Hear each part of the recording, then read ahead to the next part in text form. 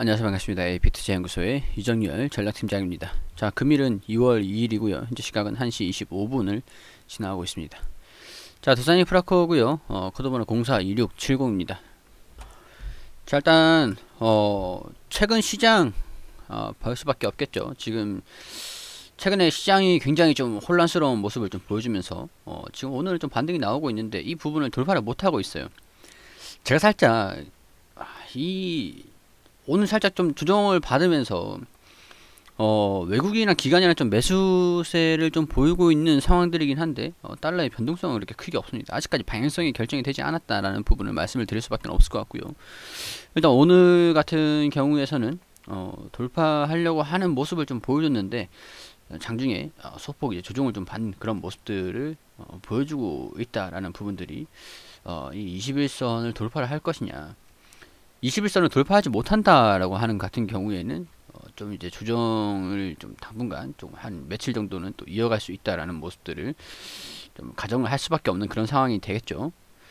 이 21선 토스닥도 좀 애매합니다. 지금 외국인이랑 기관이랑 한 이 정도 매수세 같은 경우에서는 바로 이제 또 매도로 전환을 할 수가 있는 그런 상황이기 때문에 단기 차익 실현 반등이 나오면서 단기 차익 실현 흐름들도 같이 나와주고 있는데 오늘 필수적으로 21선 상단 부분에서 딱 이제 올라타서 정착이 되는 모습들을 보여줄 필요가 있다라는 그런 말씀을 일단 시장 흐름들 우선 설명을 좀 드리고요.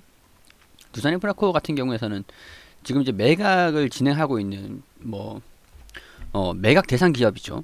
매각 대상 기업의 가장 중요한 부분들은 제가 지금까지 좀 말씀드렸다시피 인수 금액 이 시장에 비해서 좀 저평가가 되어 있고, 지금 이걸 인수하려는 기업들 같은 경우에서는 돈을 주고 이 기업의 주식을 사는 거기 때문에 지분을 취득을 하는 거기 때문에 이 주가에 상당히 영향을 좀 많이 받습니다. 그동안 시간이 어느 정도 좀 남아 있었던 그런 상황들이었기 때문에 좀 관망세가 어느 정도 좀 두터웠다. 재판이라는 것도 있고. 근데 지금은 조금 재판도 어느 정도 진행이 된 부분들이고, 재무적 투자자 입장에서는 사실 재판에 패소를 했기 때문에 합의를 하든가 아니면 가지고 있든가 둘 중에 하나를 선택을 해야 돼요. 근데 합의를 한다라고 하는 것 같은 경우에는 두산인프라코어의 자금이 좀 빠져나갈 수 있는 부분들이긴 하지만 어차피 사실 제 관점에서는 불확실성이 해소가 된다.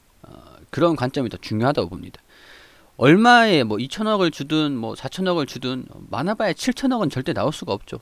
이제 그 7천억에서 1조까지 내놔라라고 하면서 재판을 진행을 했던 부분들이었는데 그거를 패소를 했으니까 적어도 7천억은 절대 나올 수가 없는 금액이 됐다. 그렇다라고 하면은 한 2천억에서 한 4천억 정도 부분에서 좀 봐야 될 것 같은데, 일단은 그게 합의를 하든 안 하든 합의를 하면은 일단은 안 좋은 악재로 인식이 될 수는 있는 부분들이지만 그것보다 그거는 일회성 요인이기 때문에 시장에서 크게 신경을 쓰지 않는 부분이 될 거다라고 일단은 제 개인적인 의견들, FI 합의에 대해서 좀 걱정을 하고 계시는 분들 같은 경우에서는 그런 식으로 좀 말씀을 좀 드리겠습니다. 자, 일단은 중요한 부분들이 이 회사를 좀 얼마에 사가냐. 우리가 시장에서 좀 노출되어 있는 재료들을 보면은 36% 이게 한 8,500억 가량 예상 8천억 이상으로 8천 중반 정도다 하니까 대략적으로 8,500억 정도로 추정을 해서 이 36%다. 여기서 2.7배 하면은 우리가 2.2조 정도 가량이 나온다라는 걸 우리 이전에 계산기로 두드려 보면서 보여드렸잖아요. 그렇기 때문에 이 시가총액이 2.2조 가량이 돼가지고 이 주식수를 나누게 되면 1주당 한 만원 정도의 가치가 나온다. 대략적으로 봤을 때 이거는 살짝 두산인프라코어도 재판이라는 이 리스크 때문에 우리가 1조 금액을 받지 못하고 한 8,500억 정도 금액으로 합의를 한 거잖아요. 그러니까 실질적으로 이 기업의 프리미엄이 붙지 않고 재판으로 인한 불확실성 때문에 강제적으로 조금 이제 프리미엄을 낮춰서 계약을 한 게 8,500억이다라는 그런 생각이 좀 들더라고요. 그렇게 되면은 만원 프리미엄 그 이상 나중에 현대건설기계랑 좀 시너지가 난다라고 하면은 현대중공업 지주 같은 경우에서는 이 돈을 두산에 주고 두산인프라코어를 취득을 하는 거고, 현대건설기계 건설기계, 자, 기계. 현대건설기계랑 두산인프라코어랑 플러스 해가지고 시너지를 내는 그런 걸로 봤을 때 지금 사실 아직까지는 인프라코어가 조금 점유율이 높아요. 높은 상황이고 현대건설기계가 좀 따라가고 있는 그런 양상인데 이제는 한 회사가 된다. 경쟁을 할 필요가 없잖아요. 약간 이런 부분에서 기계가 조금 더 이제 수혜를 받을 수 있다라고 이렇게 좀 생각이 되긴 합니다만 일단 그런 걸 감안하더라도 기계는 일단 여기에 대한 수혜가 기대되는 상황들이고 인프라코어는 대상 기업이기 때문에 프리미엄이 여기로 좀 더 붙지 않을까 그런 생각이 좀 들어요. 시장에서 확인된 기계가 이 매각이 돼가지고 주가 이 일주당 가치가 얼마냐 그런 것들이 좀 부각이 됐다기보다는 인프라코어가 현대중공업 지주로 매각이 되면서 일주당 가치가 얼마냐라는 부분들이 조금 부각이 되는 부분들이기 때문에 자 그래서 개인적으로는 인프라코어가 좀 더 부각이 받지 않을까 그런 식으로 좀 지금까지 좀 브리핑을 드렸던 부분들이 있습니다. 제가 이게 한 10월달부터 브리핑을 드렸던 것 같아요. 시간이 좀 많이 흘렀습니다. 그리고 이제 1월달에 계약이 좀 진행이 된다라고 이렇게 좀 예상을 하고 있었던 부분들인데 제가 이게 계속 밀린다 그런 식으로 계속 말씀을 드렸어요. 왜냐하면 M&A 자체가 성사가 되기 전까지는 알 수는 없는 부분들입니다. 근데 지금 이제 두산이랑 현대중공업 지주에서 인수를 할 거다라고 거의 못을 박아놨기 때문에 기정사실화 되어 있는 게 매각이 진행이 된다라는 부분들이 기정사실화 되어 있는 부분들이죠. 자, 이런 부분들로 인해서 이제 2월 달인데 2월 초에는 계약이 좀 진행이 되지 않을까 하는 그런 기대감으로 외국인이나 기관에서 좀 집중을 하고 있는 부분들이 되겠고요. 뭐 개인 투자자들 같은 경우에서는 매각이 진행이 되는 것들을 기대를 하면서 지금 좀 가지고 계시는 그런 상황이 되기도 하겠죠. 자, 일단은 보수적으로 좀 봤을 때 목표가는 만원으로 잡을 수가 있을 것 같아요. 8,500억 정도까지 이제 봤을 때 여기서 이제 플러스 알파로 프리미엄이 또 붙어가고 나중에 실적이 지금 잘 나오고 있는 상황들이거든요. 잘 나오고 있는 상황들이기 때문에 지금 그동안 우리가 PER이 7배 수준이다. 그러니까 시장에서 주목을 받지 못하고 있었던 부분들이 어느 정도 있었거든요. 저평가되고 있었던 그런 요인들도 어느 정도 있었습니다. 그리고 거기에다가 프리미엄. 자, 프리미엄. 근데 이런 것들을 다 반영을 하는 거는 시간이 좀 소요가 오래 좀 걸릴 것 같아요. 시간적인 부분들이 소요가 좀 될 것 같고 단기적으로 계약을 좀 체결을 했다라고 얘기를 하는 부분들에서 약간 이런 흐름들이 좀 나와주지 않겠나. 이 차익 실현 매물들도 어느 정도 나와줄 수 있다. 너무 과열 양상을 보이면은 차익 실현 매물도 좀 나와줄 수 있는데 정작 이런 흐름들 좀 보여주는 당시 이렇게 올라가는 모습들을 보여주면은 흐름들이 좀 어떻게 진행이 되는가 그런 것들을 좀 판단을 하면서 결정을 하실 필요가 있을 것 같아요.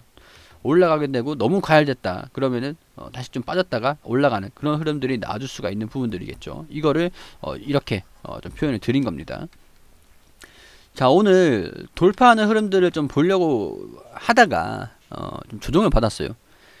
이런 이유들을 보자면 그냥 단순 매물대로 단순하게 매물대에 대한 차익 실현 흐름들이 조금 나와주는 거다.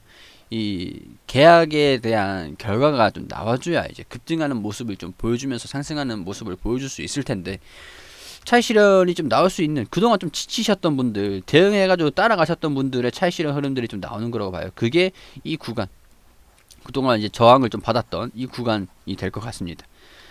이 구간에서 흐름만 잘 정리를 해가지고 소화를 잘 해준다라고 한다면 이후에도 여기 좀 안착을 하면서 좀 상승하는 흐름들을 좀 보여주지 않겠는가. 그런 흐름들이 나와주는데 필요한 것들은 이슈, 거래량, 좀 돌파를 하기 위해서 필요한 것들은 거래량. 이거는 곧 M&A에 대한 그런 결과로 인한 이런 그 시장에서 확정된 그런 확신. 그런 것들이 좀 필요하다라고 말씀을 좀 드릴 수 있을 것 같아요. 자, 확신이라고 하면은 일반 투자자들 같은 경우에서는 고점 한 이 구간에서는 확신을 느낍니다. 이 구간에서 공포심리보다는 올라가는구나 매수심리가 조금 더 좀 강해지는 그런 구간이고 전문 투자자 같은 경우에서는 주가가 조정을 받고 하락을 하는 모습들을 보이면 이게 바닥이냐, 이게 과매도 구간이 아닌가, 그런 것들을 판단하고 거기에 대해서 저렴하다라고 하면 확신이 생깁니다. 전문 투자자 같은 경우에는 쌀 때 사서 비쌀 때 파는 거죠. 그러니까 아마 기다리고 있을 거예요. 지금 팔고 있는 부분들은 개인 투자자들이 좀 팔고 있지 않을까, 그런 생각이 좀 듭니다.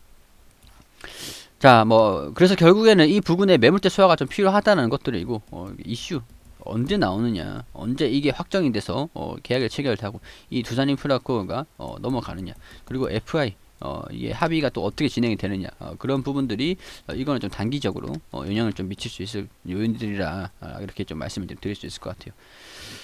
자, 어느 정도 시장에서 반영이 된 부분들이 어느 정도 있는데 결과가 아직까지는 소멸되지 않았습니다. 재료가 소멸되지 않았기 때문에 시기적으로 어느 정도 시간이 좀 여유가 좀 있다.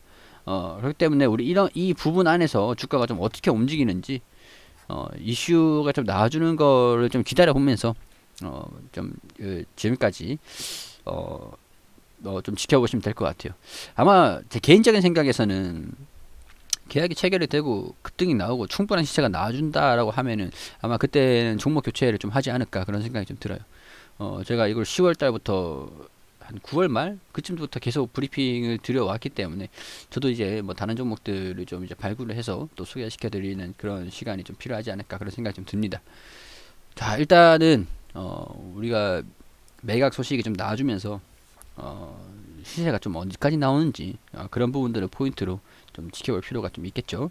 자, 시장에 대한 부분들을 제가 좀 말씀을 드렸었어요.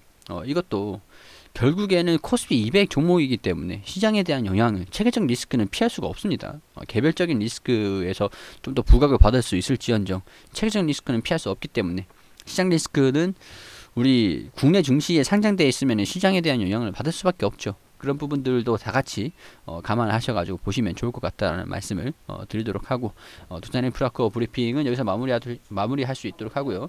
조금 이제 새로운 소식들을 좀 들려주면 그때 추가적으로 그걸 좀 해석을 해보면서 말씀을 좀 드릴 수 있도록 하겠습니다.